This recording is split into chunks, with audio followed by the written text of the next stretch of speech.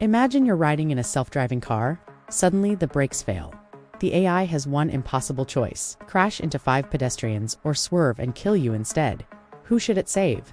This isn't science fiction. It's one of the biggest moral questions engineers and scientists have ever studied, and millions of people around the world have already answered it. Researchers at MIT, led by Edmond Awad and colleagues, created an online experiment called the Moral Machine. Participants faced impossible crash scenarios where an autonomous vehicle had to choose between 2 harmful outcomes.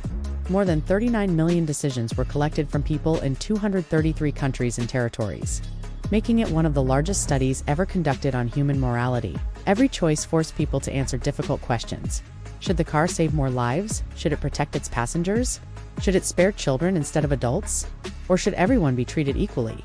The results surprised researchers. People agreed on some things. Many preferred saving more lives rather than fewer, but culture dramatically changed other answers. In many Western countries, people were more likely to save younger lives. In several East Asian countries, there was greater respect for older people. Some societies strongly favored protecting law-abiding pedestrians, while others placed more value on passengers. The study revealed something unexpected. There isn't one universal human morality. Different cultures carry different moral instincts, and programming those values into AI may be impossible without making controversial choices.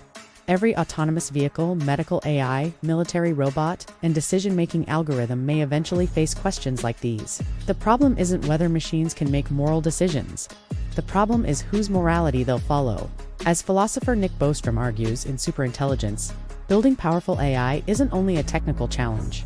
It's a challenge of aligning machines with human values. But what happens when humans don't even agree with each other? The next time someone says AI is just software, remember this.